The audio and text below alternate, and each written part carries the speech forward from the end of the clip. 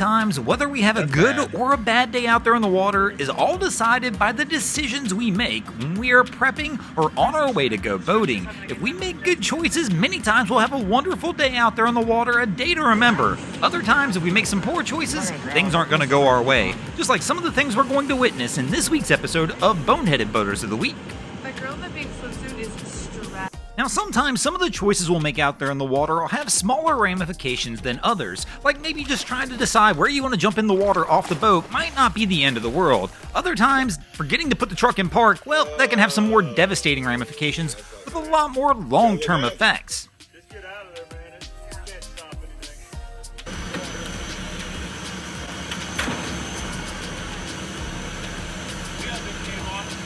Now, I 100% agree with the guy we saw in the prior clip who said there's nothing else you can do, go ahead and get out of there. This is one of those decisions you need to make fairly quickly in boating. If you find yourself in a bad spot when you're doing anything in boating, but realize there's not really much you can do, go ahead and call the pros. Don't keep yourself in the situation longer than you need to be, because if you do, you may find out that it's not going to go your way and things can get a whole lot worse. Now, when we say call the pros, that doesn't mean call the pro service desk over at Home Depot and rent a truck to try and pull your sailboat out of that narrow ramp. That one's probably not going to work out in your favor, and you're going to find you're going to have to pull some MacGyver tricks to make it work.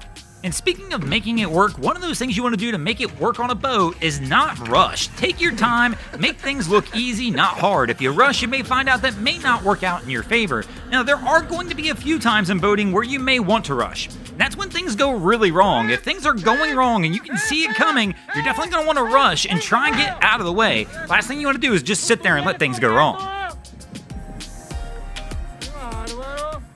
Now, another thing we see go wrong quite often is boating is people sitting there watching things go wrong and not doing anything about it. Now, don't get me wrong, there are times where you're going to be sitting there filming and there's not going to be a thing you can do about it, such as a situation like this. But we see plenty of other times where people choose to pick up their camera and start filming a situation because they already see it coming. They already know what's about to go wrong, but instead of trying to warn somebody, they just want to film it and get it for the gram.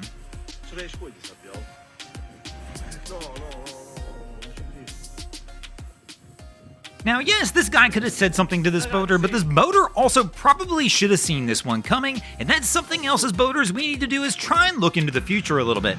Always look ahead to try and prep yourself for things to come. So for example, if you know you live in a cold climate, and you know that you're gonna get ice and snow, and you gotta get the boat out of the water, probably best not to wait till December to do it. I know things get a little hectic, especially once the school year gets started if you've got kids, and then pending holidays upcoming, and the next thing you know, the kids are back in school in September, and before you know it, it is almost Christmas time, and then you wind up in a situation like this where you're trying to pull the boat out. Now, don't get me wrong, not every boater ends their boating season during the winter. I mean, some of our guys decide they're going to boat year-round, and go ahead and get out there. It doesn't matter if the water and weather's cold, they're going to get out and enjoy their time on their vessel. You okay? It's gonna be heavy. Ooh.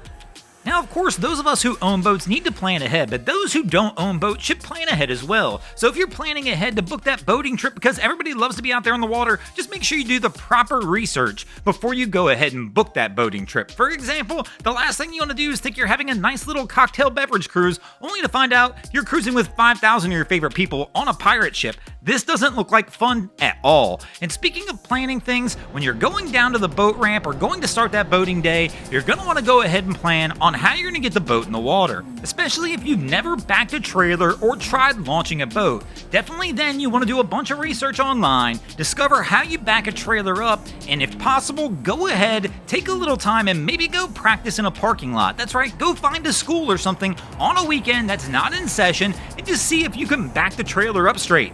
100 foot. And if you can't, stay there at that school and keep backing it up straight until you can get it done. Because the last thing you want to do is show up at the boat ramp on a busy weekend only to find out that you don't have the skills to pay the bills. Thanks for watching, crew. I hope you enjoyed this episode of Boneheaded Boaters of the Week.